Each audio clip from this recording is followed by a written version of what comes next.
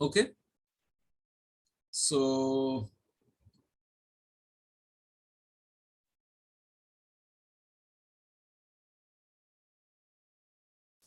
we've got a alternating form, and see, this I could also see in a different way. Instead of using, sorry, are you all there?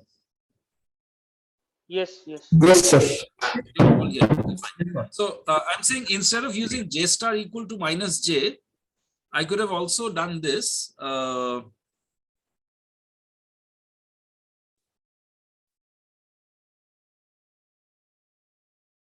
That I can use the fact that j is an isometry, right? So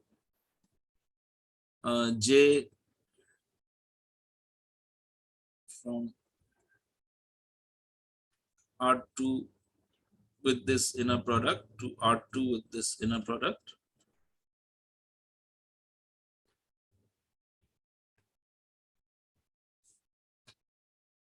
This is an isometry.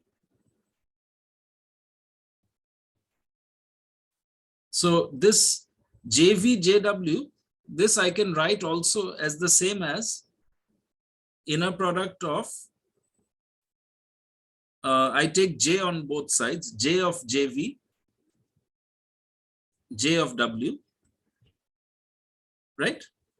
And now I use j squared equal to minus identity. So then this becomes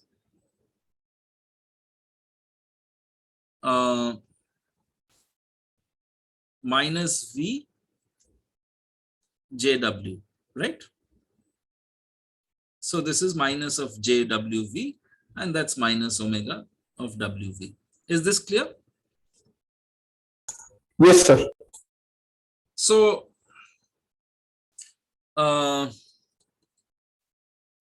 so what is this alternating form? So we know that if I write, let's say, E1, E2 is the standard basis, or E1, F1, let me call it E1, F1.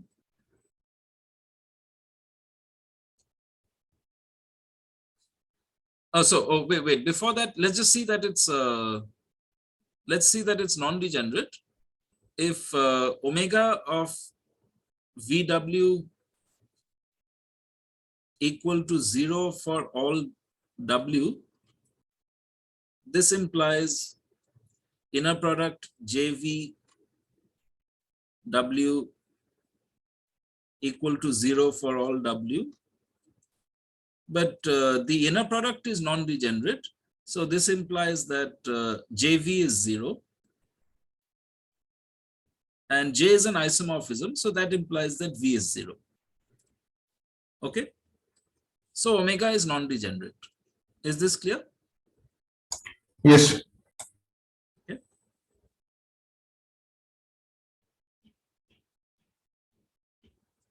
Now, actually, there's nothing special about R2 here. Let's just directly do this for R2n. Okay, so then J is multiplication by identity, by I, sorry, multiplication by I. So it's no longer got this matrix, but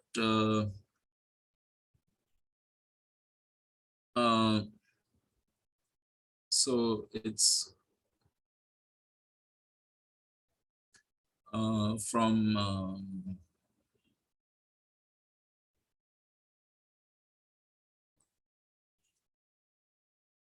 so I think of it as Cn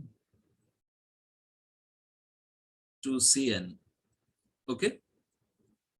Both are Cn, I'm thinking of as R2n. Okay.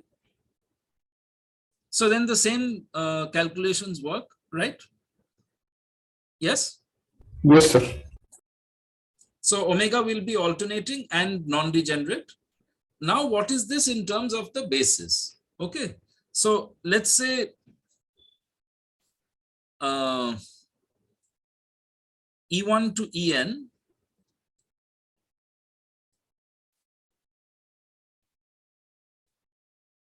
is the standard basis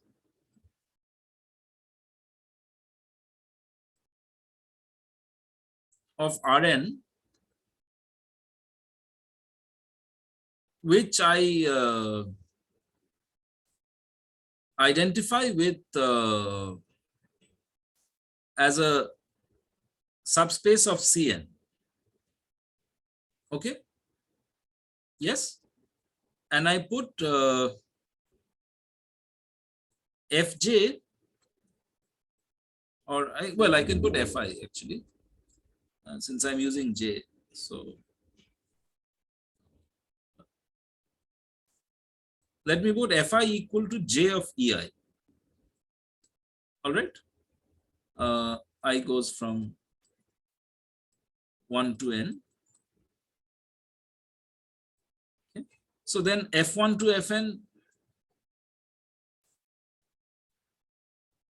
will be a basis of the subspace IRn sitting inside Cn, right? Yes?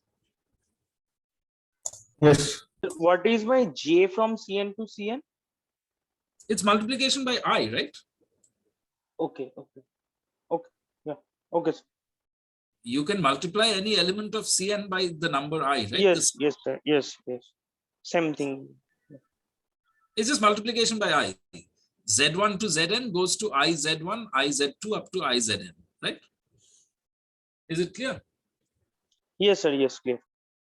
Okay. All right. So now let's look at what will these omega acting on these EIs and FIs be. So if I look at omega of any EI, EJ, this will be inner product of JEI,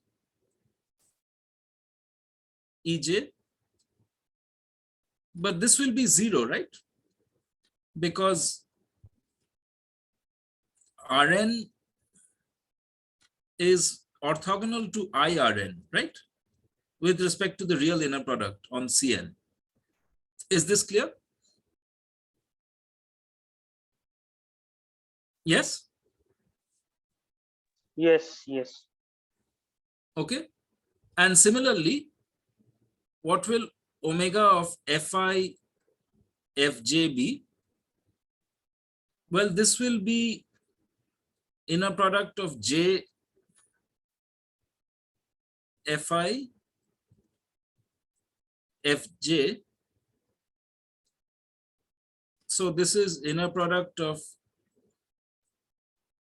J of J EI, J of EJ, and J is an isometry.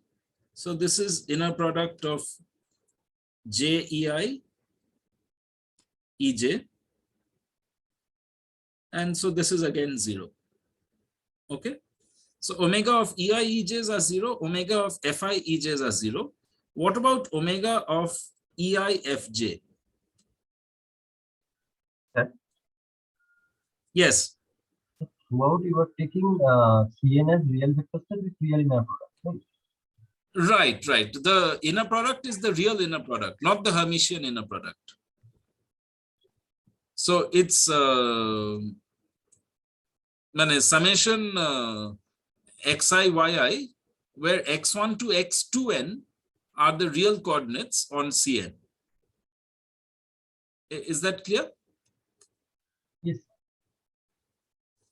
So then, I mean, this subspace is basically, see, it's just Rn cross 0.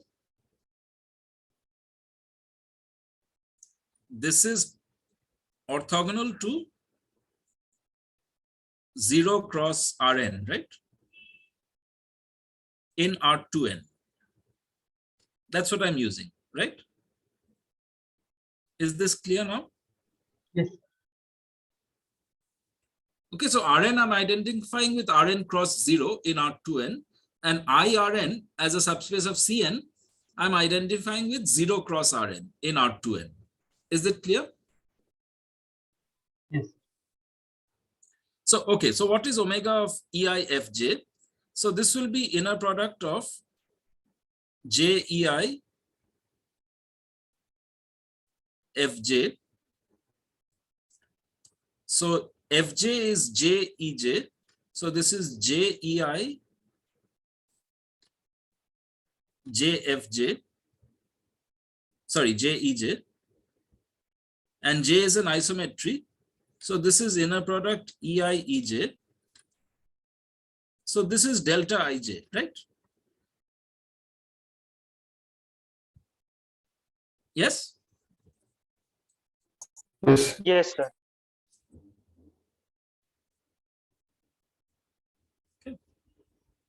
So what is the matrix of omega? So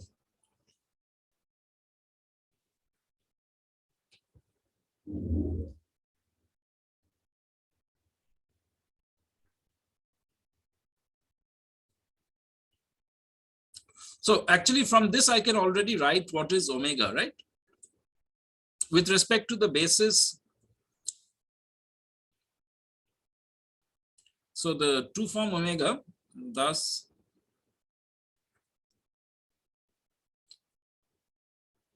the two form omega with respect to the basis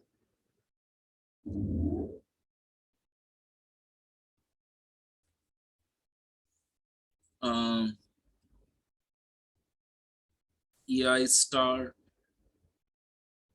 wedge EJ star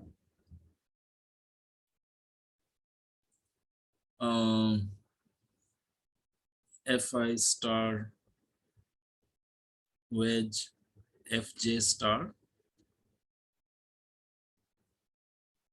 EI star wedge FJ star of wedge to R2n dual. What will it be? Omega, what linear combination will it be of these basis elements of the space of two forms?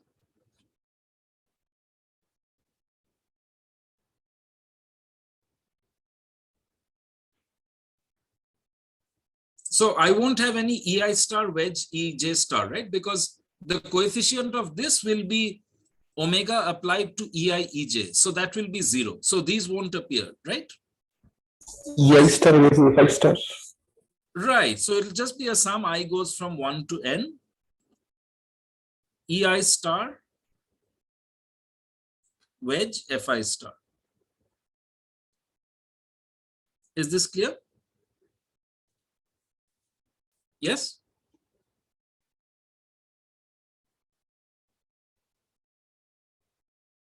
Yes, sir. Yes, sir.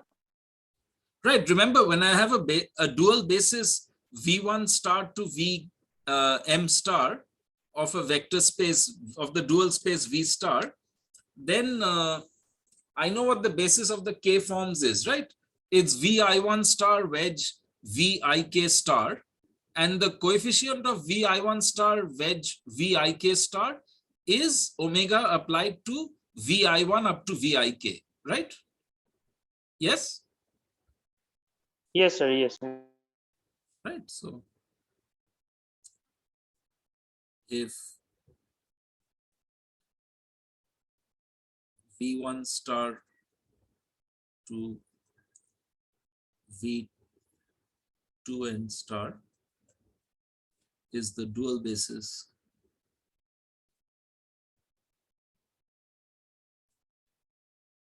of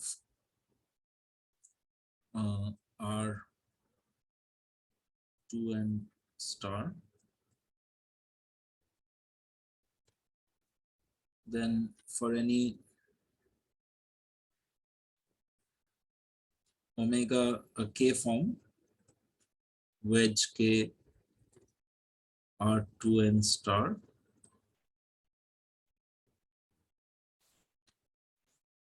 coefficient of Vi1 star wedge Vik star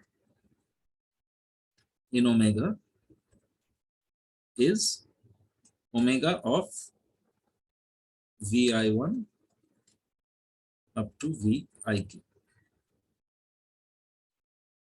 Is this clear? Yes, sir. Okay, so we've constructed, so on any 2n dimensional vector space, we can construct a symplectic form, an alternating non-degenerate form, right? What is the form? You take a basis E1 to En and F1 to Fn, because it's of dimension 2n, even dimensional.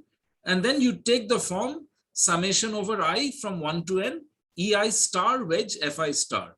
This will be alternating and non-degenerate. Is this clear? Yes? Yes, sir. Okay, because your 2n dimensional vector space you can identify with R2n, and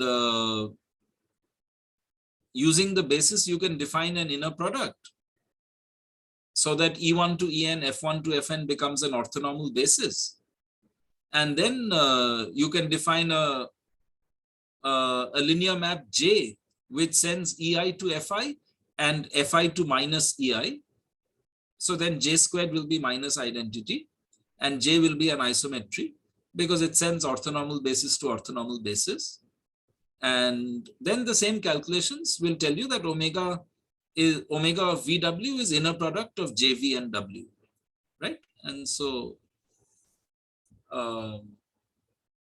omega will be alternating and non-degenerate. Okay. And is this clear? Yes, sir.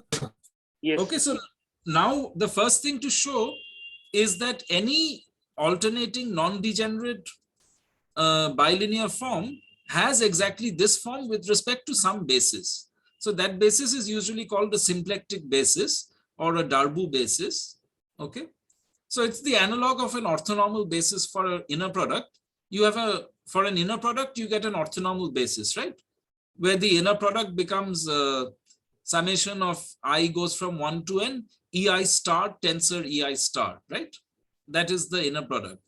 So similarly, here we get at least on a 2n dimensional vector space, we get a basis E1 to En, F1 to Fn, so that omega becomes summation I goes from 1 to n, Ei star wedge Fi star. I mean, this is one way to construct alternating bilinear form which is non-degenerate. Now we want to show this is the only way. So that's what the next theorem says. So let's go back to the notes. So we'll prove something more general, that given omega an alternating bilinear form on V, finite dimensional vector space, there exists a basis U1 to UK, E1 to En, F1 to Fn of V, such that omega is equal to sum I from 1 to n, Ei star wedge Fi star. Okay, so here U1 star up to UK star, E1 star up to En star, F1 star up to Fn star. This will be the dual basis of V star. Okay. Sir? So yes. So here we're not assuming non-degenerate. This is a more general statement, because here, if this k is non-zero, if k is greater than or equal to 1, then these U1 to UK, these will be in the kernel of omega, right? Because they don't appear in the expression of omega. So omega of any ui with any vector v will be 0 for all v. Is that clear? Yes? Yes, yes. Because Ei star wedge Fi star of any ui is 0, right? Of any uj is 0. So if I put omega of uj comma some v, that will be 0 for all v. Is it clear? Yes? Yes, sir. Okay, so here we're allowing our basically in terms of the map that phi sub t. And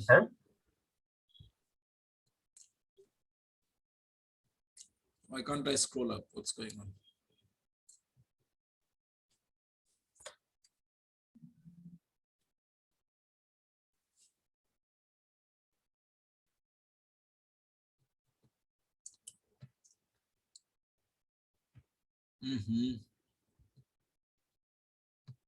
I don't understand. I'm not able to scroll up. What's going on? Oh, Probably because you have the pen on smoke select. yeah. Okay. Yeah, now it's okay. Right. Sorry. Yeah. So this map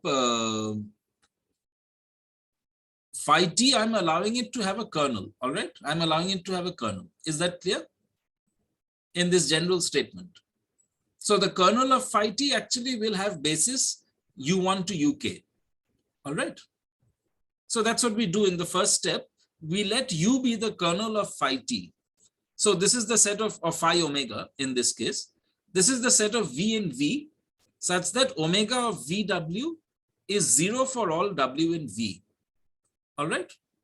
So this is exactly the kernel of the linear map phi omega from v to v star, right? Yes. yes, sir. Yes, sir. So we let u1 to uk be a basis of u. All right. Now, what we do is we choose any complementary subspace w of u.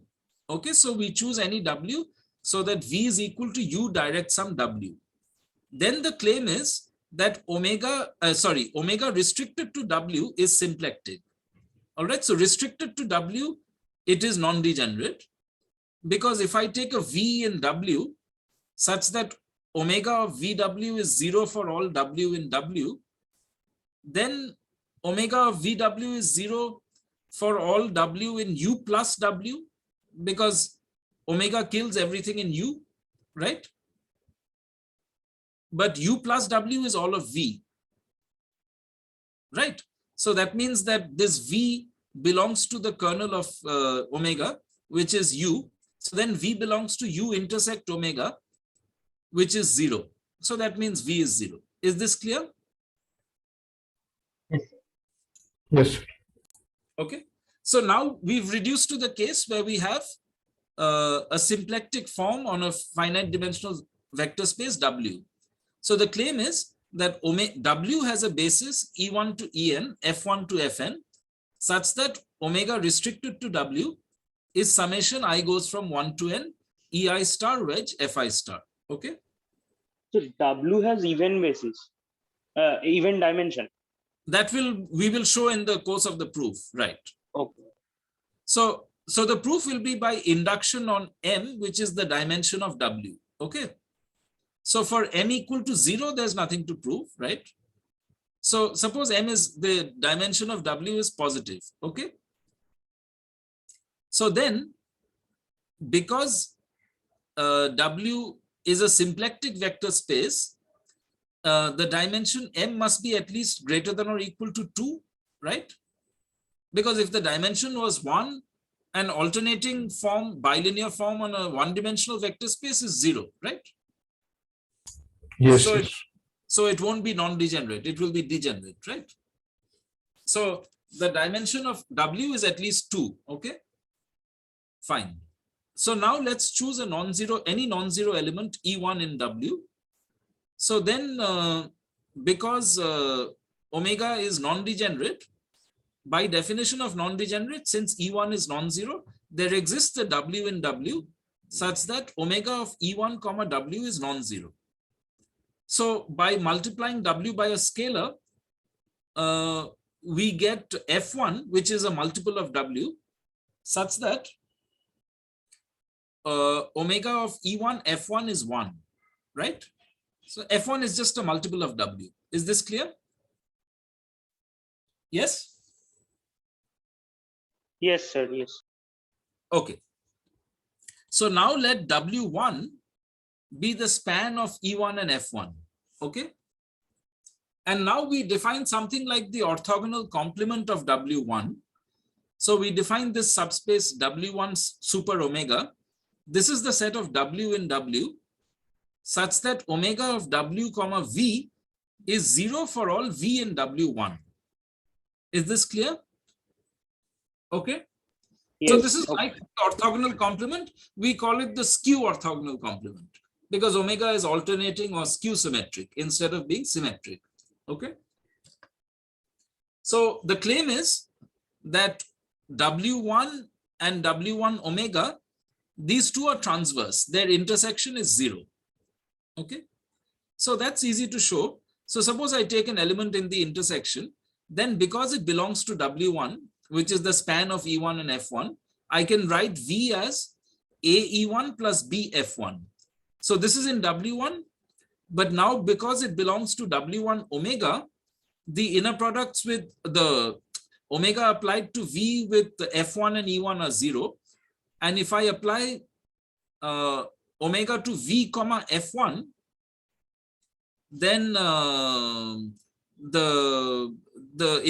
omega of F1 will become 0. So this term will vanish. And omega of E1 F1 will be 1. So I'll get just A. So I get that A is equal to omega of V F1. This will be 0. And similarly, B will be equal to omega of E1 comma V, right? Because E1 will give me 0 and E1 F1 will give me 1. So B will be omega of E1 V. This will also be 0. So A and B are 0. Therefore, V is 0. Okay. Right? Yes, sir. Yes. So therefore, the intersection is trivial. And now we have to show that W is equal to the direct sum of W1 and W1 omega. So let's choose a V in W.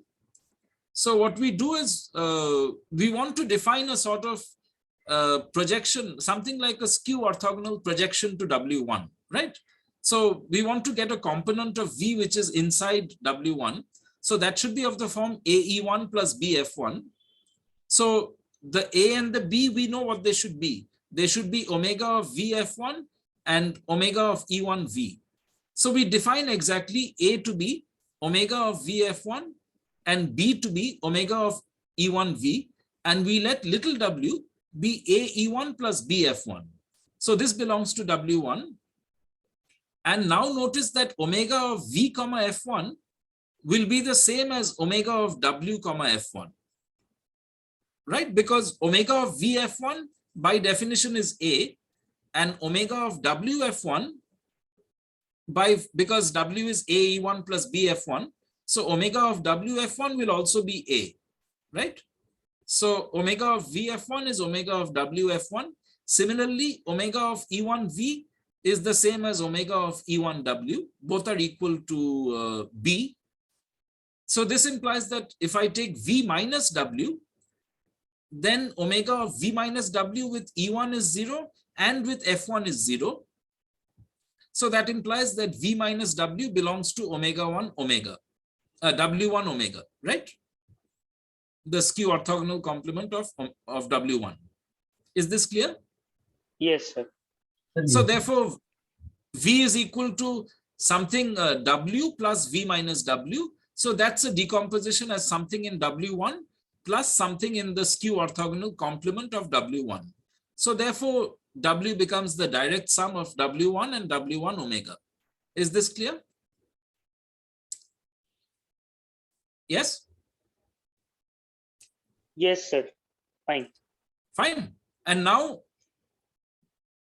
the last thing to show is that W1 omega with the restriction of omega is symplectic.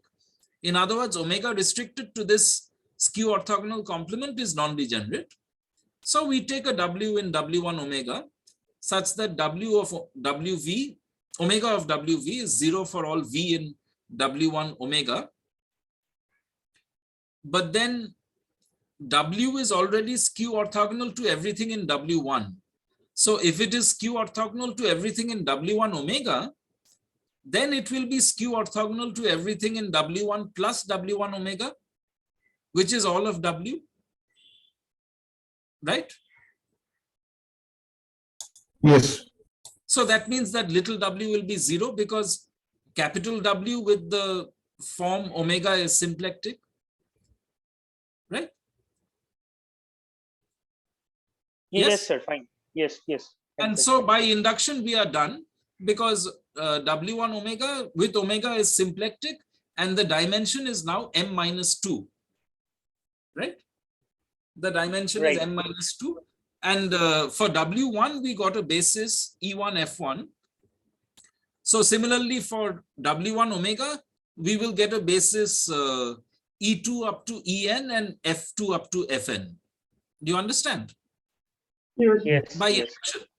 And then we will have the same, by construction, we will have the same skew inner products that we had here, that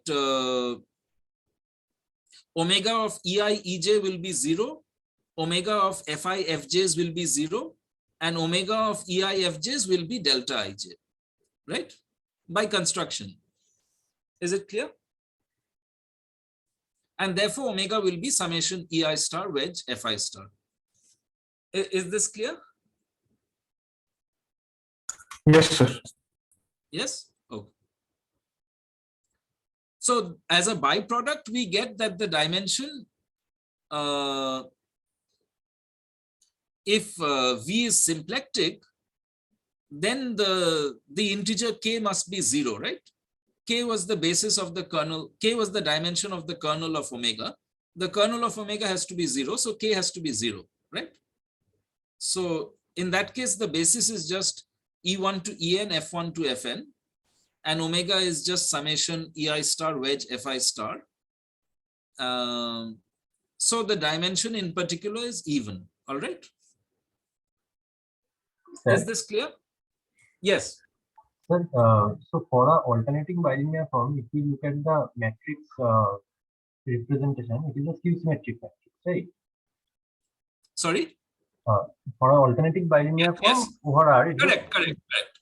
so Skew symmetric, and so you are saying, I understand. Yeah, so go ahead. I understand what you're going to say. Yes, say it. Yes. So, like for spectral theorem for normal operators in C, we get a diagonal form, right? Oh, So what I am, it's diagonalizable over C, not over R. yeah, and therefore for a skew symmetric matrix, the diagonal form will be some zeros, and rest of them are purely imaginary numbers.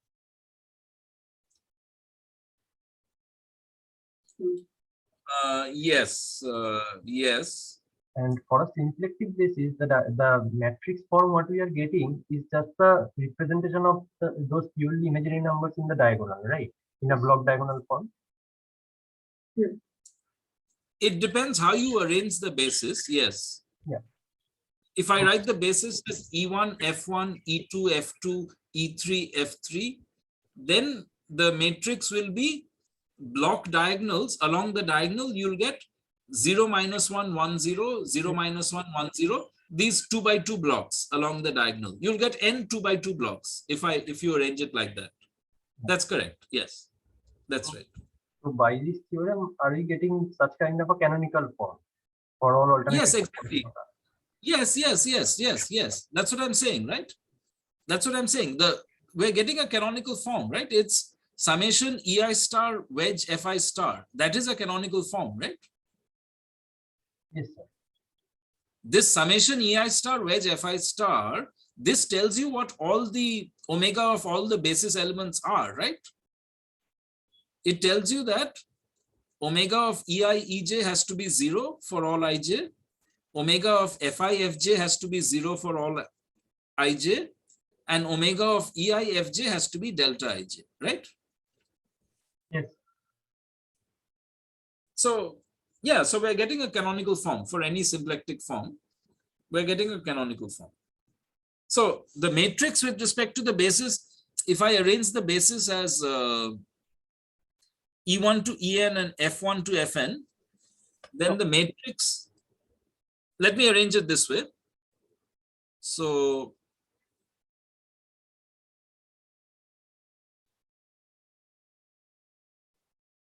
matrix of omega with respect to E1 to En, F1 to Fn is 0, identity, minus identity, 0. Right? Yes. Is this clear? Yes. And if I take E1, F1, E2, F2 like that, then it will be block diagonal, right? Then it will be block diagonal. Like Nobo is saying, it will be block Mhm, diagonal. mhm. Right, right. So look, the fact that the dimension is even is also easy to see using matrices, because you have a skew symmetric matrix which is invertible, right? Because the form is non-degenerate. So the skew symmetric matrix is invertible. That means its determinant is non-zero, but determinant of A transpose is equal to determinant of A, and A transpose is minus A. So that becomes minus 1 to the n times determinant of A is equal to determinant of A, and determinant of A is non-zero, so I can cancel from both sides. So I get minus 1 to the n is equal to 1, right? Therefore, n is an even number. Is that clear? Yes. So just using determinants, you can also see it easily. All right. But here we're doing much more than that. Instead of just saying the dimension is even, as Nobo is saying, we're getting a canonical form for any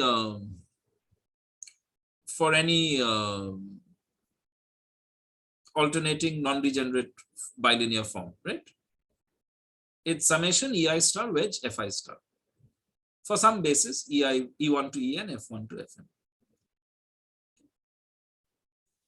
Okay. Any more questions?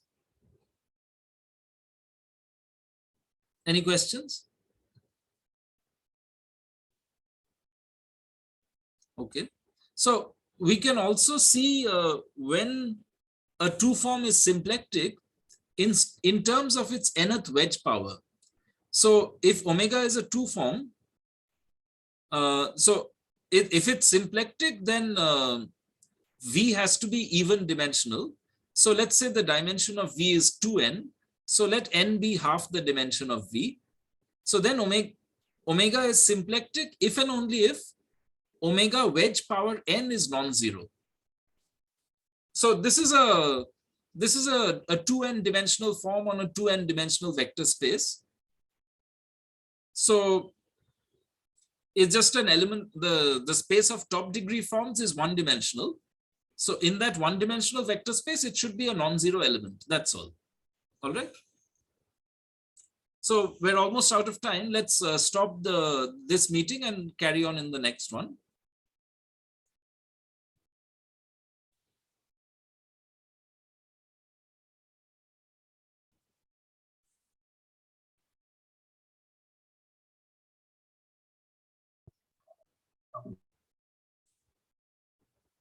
So can you end the meeting? Oh, sorry.